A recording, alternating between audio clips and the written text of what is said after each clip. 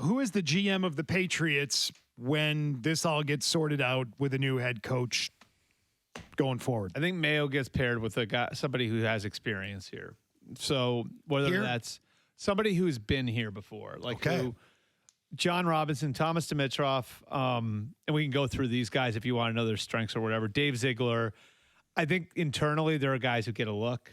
One would be Elliot Wolf, who has interviewed for general manager jobs before, who's got great background, who was high up in the Packers organization, was basically the runner-up for their GM job when it went to Brian Gutekunst. It's Ron Wolf's son.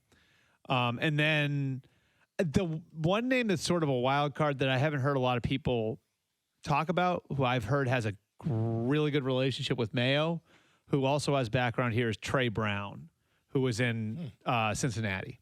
And the good thing about hiring somebody from the Bengals, they've got such a small scouting staff because they're cheap. They've got such they do a lot of work. But that's the thing, is the guys know how to do everything because they have to do everything there, right? So if you're looking for somebody who has like applicable experience, who's done a ton of different things, like Trey Brown would be that guy. I've brought up Louis Riddick on Zolak or on Felger and Maz prior. I don't know how you feel about that. He's scouted talent for 2 NFL teams now. He played. He's done the, obviously, talent situation. I think that he could talk to anybody. I've never heard a bad thing about the guy. Everybody loves him. Do you have any thoughts? Yeah, I don't think so. No? I think if he's got a relationship with Bill. He played for Bill. Yeah, Bill likes him. In Cleveland. I think, right? Played for him. He did, Browns, yes. right? Yeah, with the pit. Yeah, so, but I wouldn't see that one. Do we have to count out Bill loyalists for the potential replacement? No, because I think so. Dimitrov's an interesting one because he was the GM in Atlanta for 11 years, right?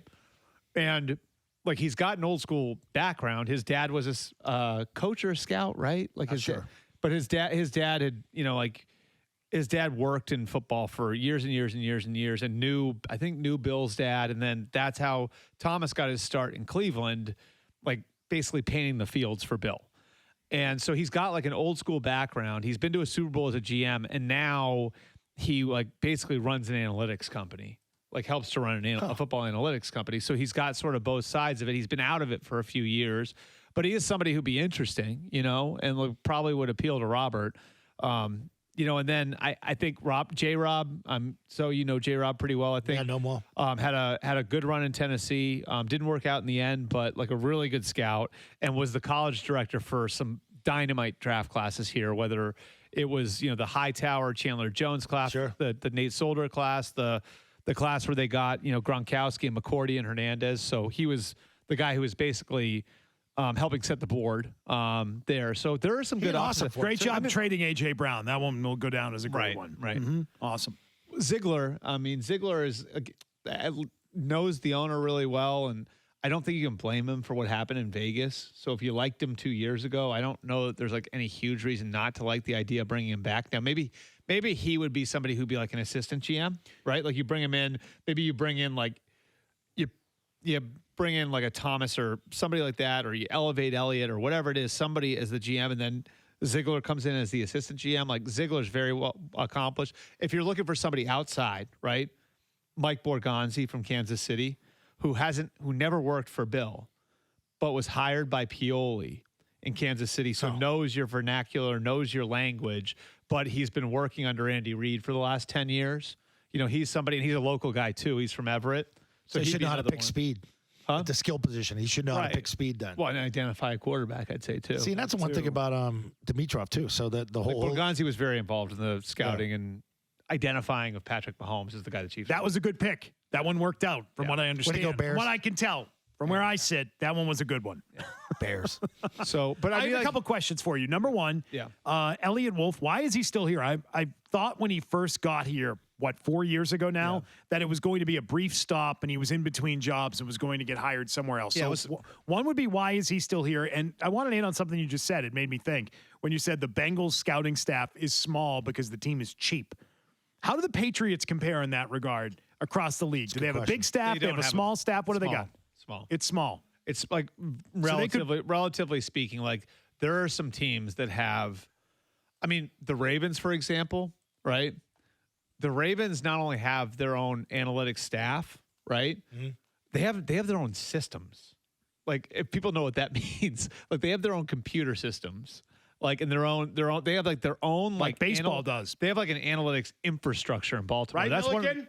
Right? All the baseball teams that have invested millions upon millions of dollars into these systems. Yeah, you said Vegas. It's all proprietary. I mean, like they've developed, like, I guess the most relatable thing I can describe from Baltimore's is they've like basically developed Shazam for football players, which is like they have ways of typing players and like saying, okay, like this guy's X, Y, Z, Z, Z. And then you put all that stuff into the system and it spits out like that profile matches this person, this person, this person. So the Ravens are a great example of a team that's like very forward thinking. The Eagles are the same way. Yeah. The Browns, like they haven't had the success that those other two have had, but the Browns have very much sort of dived into that. That's the other question you have to ask yourself too, is like, do you want a traditional GM or do you want to split it up? Do you want to build out an analytics department? It's a big decision. Do you want to there's stuff here, and this is like what's so interesting about it. There's stuff here that when you look at the setup of the organization is archaic because it's been run the way Bill wants it run for so long, and the rest of the league has moved in so many different directions since 2000. Like, that's the other thing is like, for Robert, like, and that's why this can't be a Black Monday decision. It'd be moronic for it to be a Black Monday decision, right? Is because like moving on from Bill isn't just moving on from Bill. Moving on from Bill means probably some pretty wholesale change. And how do you want to model your organization? What do you want it to look like? How do you want to build out analytics? How do you want the reporting structure to work? Like, there's so many things that have been done here for a long time that have worked to great effect forever that like just simply aren't going to work with new people in charge. Yeah, see, the interesting thing about Ziegler is like they went for it. He and Josh went for it. You've signed what's his name? Devontae Adams. And they got Chandler Jones. Yep. They redid Carr's deal. They gave him money, but they created that out. I remember sitting there in the office with Dave and Josh. Those are three big ones. Like that spring. And like I said that to them. I was like, this is very unlike your old place. Like that you would go out and swing immediately on Devontae Adams too, right?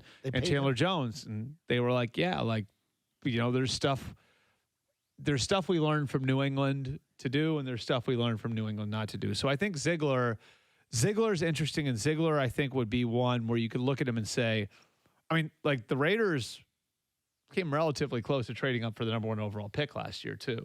So like this, if you want to look at a guy who doesn't operate in a Patriot-like way, like that'd be Ziegler. Dimitroff fits that too. I mean, he made that massive move to get Julio Jones that wound up. Which Bill disagreed with. Right. Yeah. Yeah. So there's certain guys like, for some reason, the guys on the personnel side seem less like robotic when it comes to this is the way we do things, like they're more, I guess, willing to cherry pick.